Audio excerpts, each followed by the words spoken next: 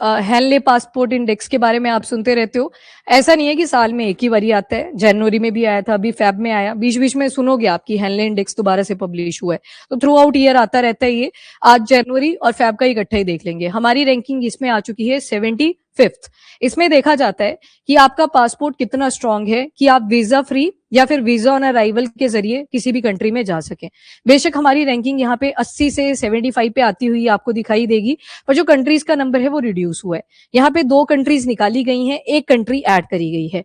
बढ़िया सवाल प्री में पूछ लिया जाएगा, तो ध्यान रखना। तो इंडिया का पासपोर्ट क्लाइम 10 रैंक्स इन 2026।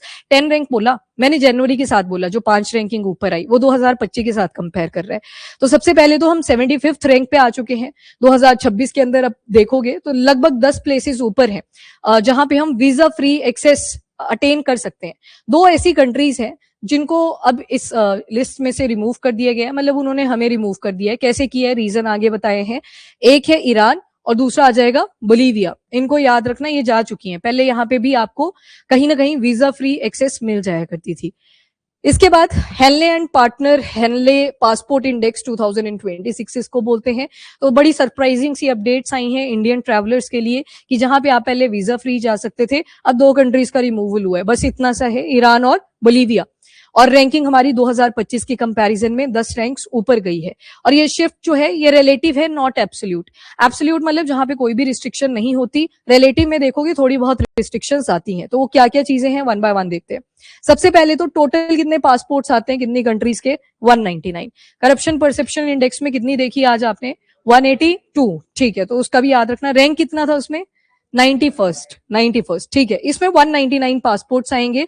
और डेस्टिनेशन कितनी रहेंगी, तो लगभग 227। इन्हीं डेस्टिनेशन को, जैसे कोई भी, जैसे एक कंट्री बोली ईरान, तो इसको एक डेस्टिनेशन काउंट करा जाएगा। बोलीविया बोला, उसको एक डेस्टिनेशन काउंट करा जाएगा। ठीक है, तो ये 227 डेस्टिनेशंस आएंगी। और जो रैंकिंग होती है, डेटा कहां से ये लेके आते हैं, from international air transport association. इनके पास सभी का डेटा अवेलेबल होता है, कौन ट्रैवलर कहां पे ज्यादा जा रहा है, टूरिज्म कहां पे प्रमोट हो रहा है। तो इंटरनेशनल एयर ट्रांसपोर्ट एसोसिएशन इनसे ही डेटा लेते हैं Henley and partner Henley passport index के लिए। हेनले एंड पार्टनर नाम से पता लग रहा है जो पब्लिशर हैं।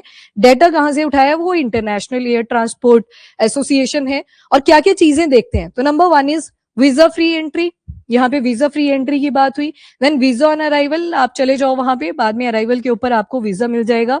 और ETA, that is electronic travel authorisation. कईयों ने अब इलेक्ट्रॉनिक्स के जरिए, मतलब ऑनलाइन ही कर दिया हुआ है कि आप जब आओगे तो पहले आपको अप्रूवल लेना पड़ेगा। अब मैंने बोला पहले आपको अप्रूवल लेना पड़ेगा, तो वो क्या इस कैटेगरी में आएगा, सोचना। यहाँ पे लिखा है एक वीजा फ्री एंट्री, नंबर 1। ये तो हो गया फ्री, मतलब जहां पे आपको वीजा की भी जरूरत नहीं है। दूसरा बोल रहे हैं वीजा ऑन अराइवल।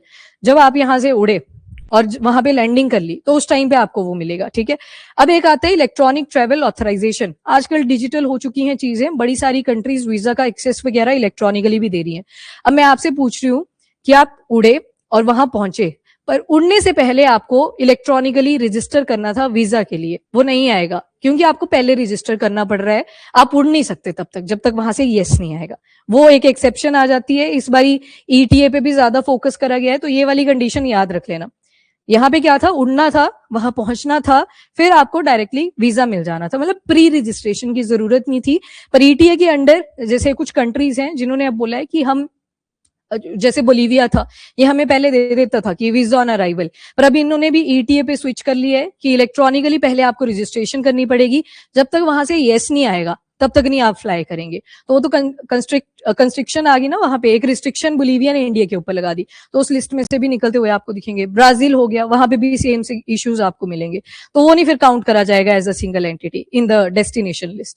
ठीक है, लग गया पता। अब इसका एक एक्सेप्शन थी जो आपने ध्यान में रखनी है, that is electronic travel authorisation.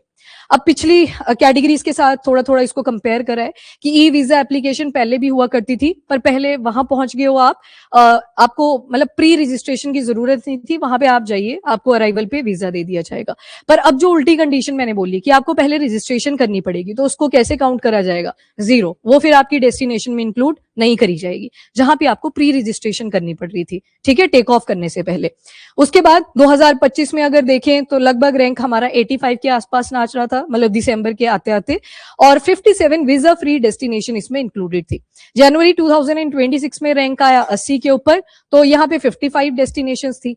फिर अभी जो फेब 2026 में फ्रेश इंडेक्स आया है, वहां पे हमारी रैंकिंग आ चुकी है 75, और टोटल डेस्टिनेशंस कितनी आ गई इसमें, 56 डेस्टिनेशन, जहां पे 2 कंट्रीज निकली हैं, that is Iran and Bolivia, और एक कंट्री ऐड हुई है विच इज गैम्बिया। तो एक ही एडिशन, 2 का रिमूवल हुआ है, ठीक है। तो मतलब कंट्रीज का नंबर घट गया है डेस्टिनेशन वाली, पर रैंक इंप्रूव हो गया है, ठीक है जी। तो इसमें हमारी रैंकिंग अब 71st के ऊपर आ रही है। तो 2 कंट्रीज क्यों लूज कर दी हमने, तो ईरान ने बोला कि वीजा फ्री एंट्री इंडिया के ऑर्डिनरी इंडियन पासपोर्ट्स के लिए हम बंद कर रहे हैं। क्यों, क्योंकि ट्रैफिकिंग के केसेस आ रहे थे, रैंसम के केसेस बढ़ रहे थे, आपको इलीगल तरीके से वहां पे पहुंचा दिया जा रहा था। तो ईरान ने बोला हम निकालते हैं। तो ईरान हमारे लिए अब डेस्टिनेशन नहीं बची जहां पे वीजा फ्री आप पढ़ रहे थे। उसके बाद दूसरी आती है बोलीविया। बोलीविया क्या करता था, पहले अराइवल के ऊपर हमको वीजा दे दिया करता था, अब ये ईटीए की तरफ स्विच करके, तो ये बोल रहे हैं पहले आपको रजिस्टर करना पड़ेगा, फिर जब तक वहां से यस नहीं आएगी तो आप नहीं आ सकते। तो ये तो है ही नहीं जो आपने हेलने पासपोर्ट इंडेक्स में देखा, उसमें क्या बोला, या तो वीजा फ्री या फिर क्या लिखा था, वीजा ऑन अराइवल। तो बोलीविया तो प्री रजिस्ट्रेशन की बात कर रहा है, तो ये खुद ही कट ऑफ हो गया, बोलीविया का यहां से कट। ऐड कौन सी कंट्री हुई, गैम्बिया। तो अभी पेपर तक जो भी अपडेट्स आएंगे वो देखते रहना एक बारी, बाकी ये अभी के लिए एडिशंस है, ठीक है। तो कंट्रीज का नंबर 56 पे आ चुका है, जो इंडिया अपने पासपोर्ट को लेके 56 में कंट्रीज में जा सकता है, या तो वीजा फ्री या फिर वीजा ऑन अराइवल। आगे ये जो रैंक है, डिस्पाइट फ्यूअर कंट्रीज घट गई है, लग गया ना रीजन आपको पता, वही खोल के लिखी हुई है थोड़ी सी। मार्किंग कब लूज होती है, तो जैसे ईरान ने क्या बोला कि ट्रैफिकिंग के केसेस बड़े आ रहे हैं, रैंसम के केसेस बड़े सारे आ रहे हैं, तो हम हटते हैं वहां से एज अ डेस्टिनेशन। तो कोई भी रीजन बन सकता है जिसके तहत कोई भी कंट्री रिमूव कर सकती है। जैसे एक एग्जाम्पल के साथ इन्होंने समझाया है, कोई क्लासरूम है, अब जो क्लासरूम है सभी के नंबर कम आए, जैसे यूनिवर्सिटी वगैरह में आपके एग्जाम्स होते थे, एक टाइम टॉपर के जैसे मान लो 93% आ गई, आप कहीं 82 या 84 के आसपास लाई कर रहे थे। एक सेमेस्टर ऐसा आता है जहां पे सभी का ही कहीं ना कहीं स्कोर रिड्यूस करता है, टॉपर के भी अब 84 आ रहे हैं, आप तो फिर 70s में चले गए, है ना। तो यहाँ पे बोला कि जैसे क्लासरूम है, अगर आपका स्कोर ड्रॉप करता है, पर अगर सभी ने लूज कर दिए मार्क्स, तो फिर टॉपर के भी घटे, आपके भी घटे हैं, तो स्कोर लूज कर सकते हैं, पर रैंक तो नहीं चेंज करेगा इससे। टॉपर तो अभी भी 84 पे भी फर्स्ट ही रैंक पे आ रहा है, चाहे से उसकी 92 थी तब भी फर्स्ट पे था, अब सभी का स्कोर ड्रॉप कर गया तब भी वो फर्स्ट के ऊपर ही है। तो ये मैटर नहीं करता, यहाँ पे रैंक तो सेम ही रहेगा, क्योंकि वो 1 2 3 4 ऐसे आप चलते हो। तभी बोला इसको कि ये रिलेटिव है, एब्सोल्यूट नहीं है, स्कोर वेरी कर सकते हैं, तो वो डिक्रीज इंक्रीज चल सकता है। जैसे जितनी ज्यादा इंस्टेबिलिटी होगी वर्ल्ड के अंदर, ऑब्वियस ही बात है स्कोर सभी के ही घटते हुए आपको दिखाई देंगे, अगर स्टेबिलिटी आ जाती है वो मेंटेन होते हुए दिखेंगे।